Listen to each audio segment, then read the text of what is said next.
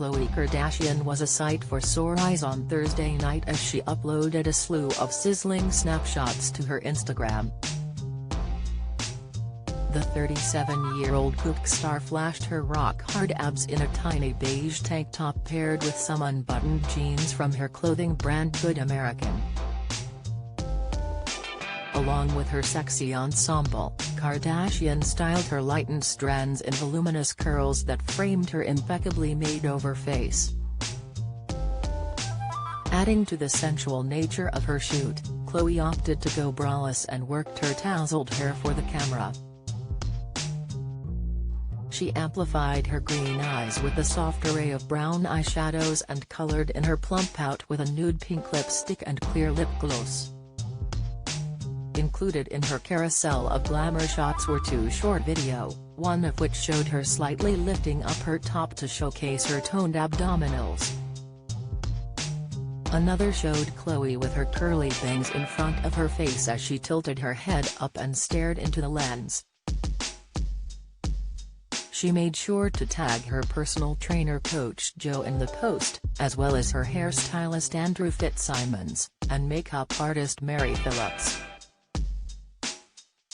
Kardashian's thirst trap photos come just 7 months after an unedited bikini picture of her went viral online, prompting instant backlash over the star's alleged use of Photoshop.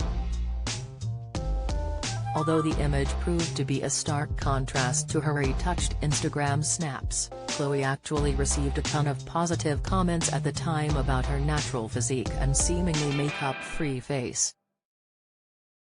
After the bikini kerfuffle, which was said to have been posted without her knowledge, she took to Instagram to speak out about the situation and her long-time struggle with body image. In an excerpt from her lengthy statement, she wrote that the pressure to be perfect was too much to bear, while citing nasty remarks she has heard over the years about her being dubbed the fat sister. She continued to say that her flaws and imperfections have been micro-analyzed, and maintained that she has every right to control what she wants to share on Instagram. And lastly, she confessed, "I love a good filter, good lighting, and an edit here and there." These days, Khloe has been dealing with more than body drama on the internet. Her former partner and baby daddy Tristan Thompson has been at the center of a paternity scandal after alleged ex-lover Marlene Nichols claimed he fathered her baby son who was born earlier this month. The paternity battle has centered around if Thompson is the father of the child, and what state the case should be held in, as Nichols formerly resided in Texas, but has since relocated to Los Angeles, where Thompson owns a home. On Thursday, it was revealed that a judge dismissed Tristan's attempt to have the case conducted in Houston, as the case will now likely be heard in California. The 30-year-old NBA player and Nichols, a 31-year-old fitness professional, participated in a virtual hearing on Wednesday, US Weekly reported, as Nichols had filed a suit against Thompson in California this past June, while Thompson filed a suit in Texas against Nichols the following month. An insider told the publication, regardless of whether any act of conception occurred in Texas that could have led to the conception of the child, they, allegedly, had a lengthy relationship spanning multiple states. The child was born in California, the mother resides there and so does Tristan.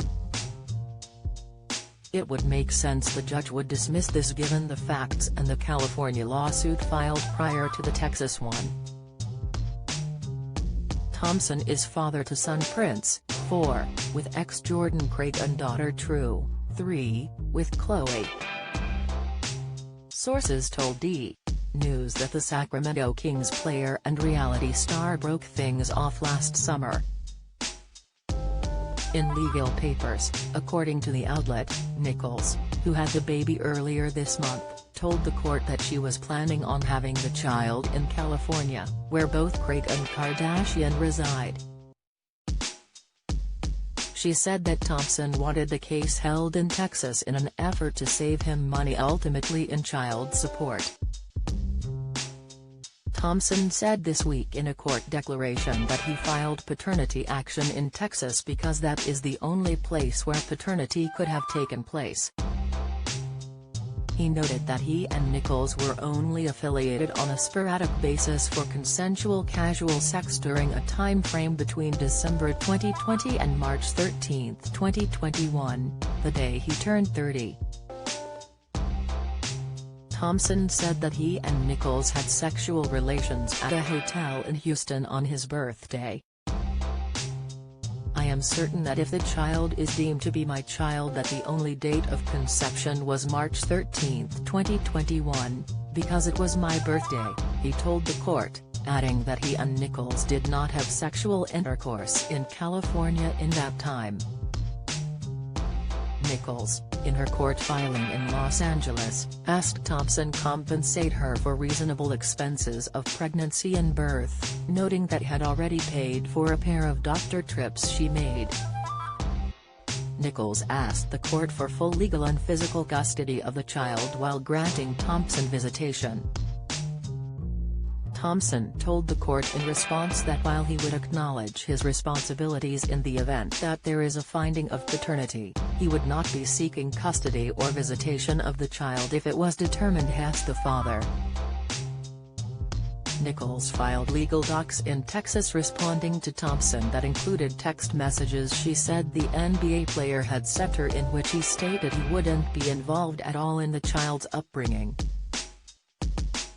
In the texts he allegedly sent, Thompson said, "BTW, if you think having this baby is gonna make you some money, it's completely wrong. You are aware that I'm retiring after this season. So in terms of support it will be whatever is required monthly for someone who's unemployed.